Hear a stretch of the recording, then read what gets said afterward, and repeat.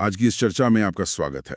हमारे हाथ साट्टाई नाम के एक यूट्यूब चैनल पर हुए सेमिनार का एक पूरा ट्रांसक्रिप्ट लगा है। अच्छा, साट्टाई। हाँ, और इसका शीर्षक है भारतीय पौरत्वोम। भारतीय पौरत्वोम जिसका मतलब हुआ? जिसका मतलब है भारती की स्तुति करो, भारती की प्रशंसा करो। अच्छा, तो ये तो मतलब सीधा सीधा एक तुलनात्मक विश्लेषण लग रहा है। हाँ बिल्कुल, और हमारे पास जो सोर्स है वो असल में तमिलनाडु की दो बहुत बड़ी हस्तियों की तुलना कर रहा है। एक तरफ है कवि सुब्रह्मण्य भारती और दूसरी तरफ पेरियार। हाँ, समाज सुधारक और राजनेता पेरियार यानी ईवी रामासामी। और मुझे लगता है ये सिर्फ एक तुलना नहीं, ये एक तरह का वैचारिक युद्ध है। आपने बिल्कुल सही पकड़ा। और इस सेमिनार का जो मकसद है वो छुपा हुआ नहीं है। वक्ता साफ कहते हैं कि उनका लक्ष्य भारती को एक समतावादी यानी बराबरी की बात करने वाली नायक के रूप में फिर से स्थापित करना है। और साथ ही पेरियार की जो समतावादी पेरियार वाली छवि है उसे सीधे सीधे चुनौती देना है। हाँ, सेमिनार में ये तर्क दिया गया कि जब भी भारती जैसे नायकों को आगे किया जाता है तो एक खास समूह उनकी छवि को तोड़ने में लग जाता है। तो उन्होंने फैसला किया कि क्यों ना पेरियार की ही छवि का एक गहरा विश्लेषण किया जाए। बिल्कुल, तो चलिए देखते हैं कि इस वैचारिक लड़ाई में कौन कौन से तर्क दिए गए हैं। मेरे ख्याल से शुरुआत भाषा के मुद्दे से हुई है। हाँ, वक्ताओं ने बहस की शुरुआत ही भाषा के मुद्दे से की है, जो तमिलनाडु की राजनीति और पहचान का आप कह सकते हैं केंद्र है। और यहाँ वे भारती को तमिल भाषा के सबसे बड़े हिमायती के तौर पर पेश करते हैं। और इसके लिए वो भारती की सबसे प्रसिद्ध पंक्ति का इस्तेमाल करते हैं, यामरिंदा मोलिगड़िले तमिड़ मोली पोल इनिदावदु एंगुम काणोम, जिसका सीधा सा मतलब है, मैंने जितनी भी भाषाएं जानी हैं उनमें तमिल जैसी मीठी कोई नहीं है। इस एक पंक्ति के जरिए वक्ता ये स्थापित करते हैं कि भारती के लिए तमिल भाषा सिर्फ एक भाषा नहीं बल्कि गौरव का प्रतीक थी, सर्वोच्च थी। और फिर इसी गौरव के ठीक सामने वो पेरियार को खड़ा करते हैं। हाँ, और सेमिनार के वक्ता पेरियार पर तमिल भाषा का अपमान करने का सीधा आरोप लगाते हैं। सीधा और बहुत गंभीर आरोप। सोर्स के अनुसार वक्ताओं ने दावा किया कि पेरियार ने तमिल को काट्टू मिरांडी मोली मतलब एक जंगली भाषा। हाँ बिल्कुल, एक बर्बर या जंगली भाषा। और सिर्फ यही नहीं, उन्होंने तमिल को सनियन भी कहा, यानी एक उपद्रव या मुसीबत। बाप रे, ये बहुत ही कड़े शब्द हैं, खासकर उस भाषा के लिए जो एक पूरी संस्कृति की जान है। और बात यही खत्म नहीं होती। अच्छा, एक और बात कही गई है कि पेरियार ने लोगों को सलाह दी कि वो घर पर अपनी नौकरानियों से भी अंग्रेजी में बात करें। एक मिनट, तो एक तरफ भारती का भाषा प्रेम और दूसरी तरफ ये दावे, वक्ता यहाँ एक जमीन आसमान का फर्क दिखा रहे हैं। बिल्कुल, और इस फर्क को और गहरा करने के लिए एक और उदाहरण दिया गया है जो बहुत दिलचस्प है। बताइए। जब हम भारती ने अपनी कविता में लिखा सेन तमिल नाडे नुम पोदिनिले, जिसका भाव है जब हम महान तमिल राष्ट्र का नाम लेते हैं तो कानों में शहद जैसी मिठास खुल जाती है। हाँ, वहीं इस सेमिनार के मुताबिक पेरियार ने इसका मजाक उड़ाते हुए कहा वेंगायम पायुद कादिनिले, मतलब कान ने तो प्याज का रस बहता है। बिल्कुल, तो ये एक बहुत ही चतुर रिटोरिकल स्ट्रैटेजी है। सही बात है। भाषा के मुद्दे पर, जो कि तमिल पहचान के लिए सबसे संवेदनशील है, वक्ता एक को नायक और दूसरे को खलनायक के रूप में चित्रित कर रहे हैं। एक भाषा का उत्सव मना रहा है, दूसरा उसका तिरस्कार कर रहा है, और यहीं से इस पूरी बहस की नींव रखी जाती है। भाषा के बाद वे किस मुद्दे पर आते हैं? भाषा के बाद सेमिनार के वक्ता समाज सुधार के मैदान में उतरते हैं, और यहाँ वे दोनों किरदारों के बीच एक बहुत ही तीखा और शायद सबसे विवादास्पद विरोधाभास खड़ा करते हैं। अच्छा, खासकर महिलाओं के अधिकारों को लेकर। हाँ बिल्कुल, वक्ताओं के मुताबिक भारतीय अपनी सोच में समय से बहुत आगे थे। उन्होंने महिलाओं के लिए निमिरांद नन्नय्युम नेरकोंड पार्वयुम की वकालत की, यानी स्वाभिमान से भरी चाल और सीधी निडर नजर। हाँ, वो चाहते थे कि महिलाएं आत्मविश्वास और सम्मान के साथ जिएं।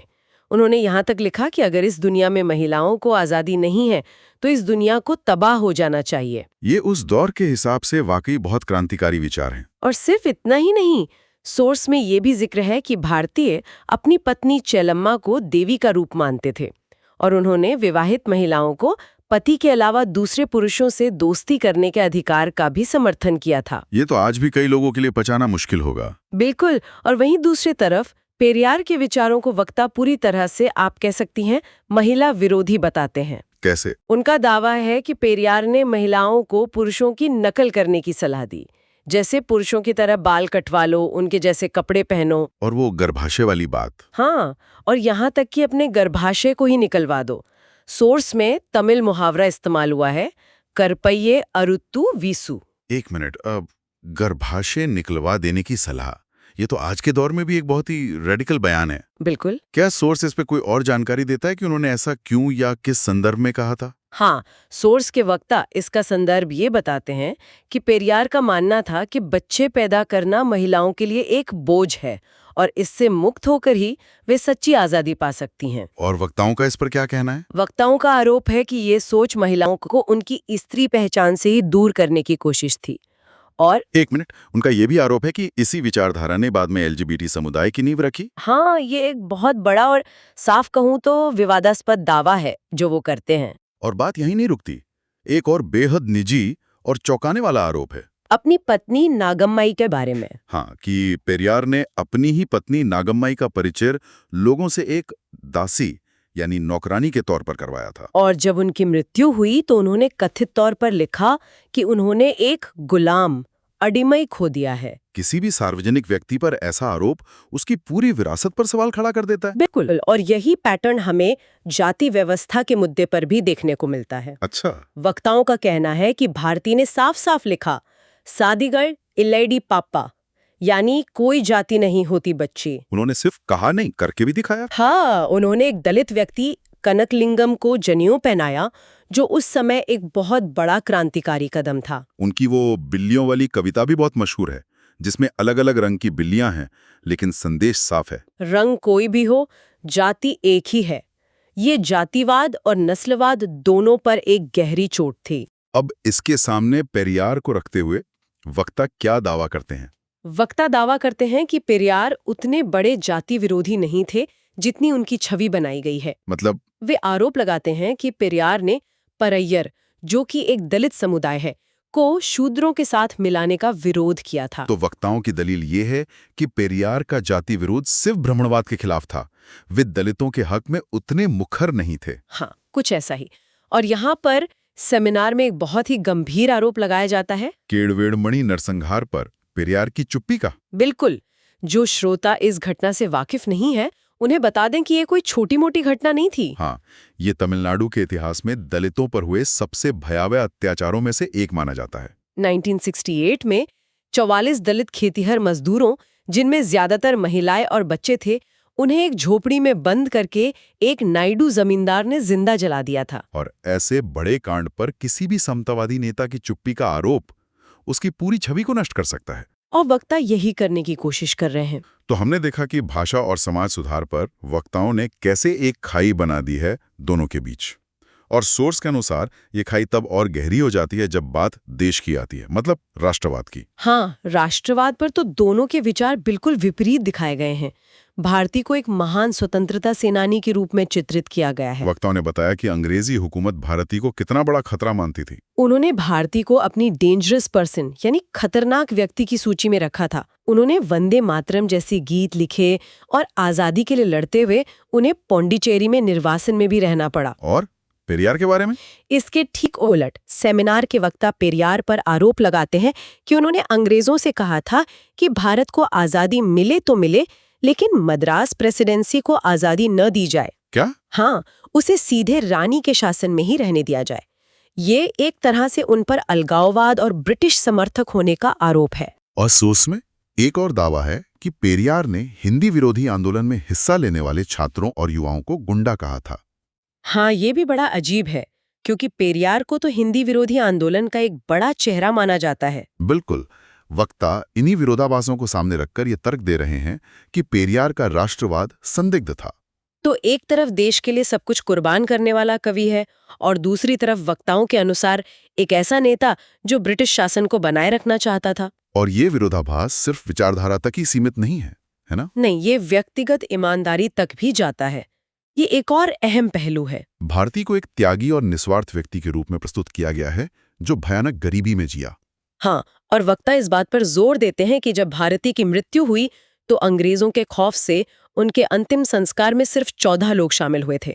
ये उनकी निस्वार्थता और त्याग को दिखाता है। वहीं पेरियार पर वक्ताओं ने अवसरवादी होने और संपत्ति जमा करने का आरोप लगाया। बिल्कुल। सोर्स में दावा किया गया है कि पेरियार ने एक ट्रस्ट के जरिए उस जमाने में 125 करोड़ रुपए की संपत्ति जमा की थी। 125 करोड़? हाँ, इसके अलावा उन पर साहित्यिक चोरी का भी आरोप है। वक्ताओं का कहना है कि पेरियार के कई प्रसिद्ध उद्धरण, जैसे भगवान को बनाने वाला मूर्ख है, असल में उनके नहीं हैं। तो किसके हैं? वक्ताओं का दावा है कि ये पश्चिमी विचारकों या यहाँ तक कि बाइबल से लिए गए थे और उन्होंने बस उन्हें अपना बता दिया। तो एक तरफ त्याग और गरीबी में मौत और दूसरी तरफ अकूत संपत्ति और साहित्यिक चोरी के आरोप। वक्ता यहाँ एक बहुत ही साफ काले और सफेद रंग की तस्वीर बना रहे हैं। हाँ, जिसमें कोई ग्रे एरिया नहीं है। और अब तक की बहस को सुनने के बाद लगता है कि वक्ताओं ने अपना पक्ष रख दिया है। लेकिन यहाँ कहानी में एक नया मोड़ आता है। बिल्कुल सही। यहाँ पर वक्ता अपना सबसे बड़ा दाव चलते हैं। अच्छा, वो क्या है? वे सिर्फ पेरियार की आलोचना नहीं करते, बल्कि द्रविड़ आंदोलन के ही दूसरे बड़े नेताओं को पेरियार के खिलाफ एक तरह से गवाह बनाकर खड़ा कर देते हैं। अरे वाह, ये तो बहुत ही चतुर रिटोरिकल स्ट्रैटेजी है ना? उनका कहना है कि शुरुआती दौर के लगभग सभी बड़े द्रविड़ नेताओं ने भारती की दिल खोलकर तारीफ की थी। और सबसे चौंकाने वाला उदाहरण वो खुद पेरियार का ही देते हैं। हाँ, सेमिनार में बताया गया कि पेरियार ने 1925 में अपने अखबार कुडियरसु के पहले पन्ने पर सुब्रमण्य भारती की कविता छापी थी। ये तो वाकई दिलचस्प है। अगर पेरियार भारती के इतने खिलाफ थे तो उनकी कविता क्यों छापेंगे? यही सवाल वक्ता भी उठाते हैं, और सिर्फ पेरियार ही नहीं। और कौन? सोर्स के अनुसार CN अन्नादुराई, जो तमिलनाडु के मुख्यमंत्री भी बने, उन्होंने भारती को मक्कड़ कवि यानी जनता का कवि कहा था। अन्नादुराई ने? हाँ, अन्नादुराई ने कहा कि भारती ने सोई हुई तमिल जाति को जगाया। यहाँ तक कि M करुणानिधि ने भी अपनी किताब नेंजुक्कू निधि में कई जगहों पर भारती की प्रशंसा की है। तो पेरियार, अन्नादुराई, करुणानिधि, ये तो द्रविड़ आंदोलन के सबसे बड़े नाम हैं। बिल्कुल। सूची यहीं खत्म नहीं होती। द्रविड़ आंदोलन के एक और बड़े नेता के अंबाजगन ने भारती को अंधों के लिए आंख जैसा बताया। ये सारी जानकारी सोर्स में दर्ज है।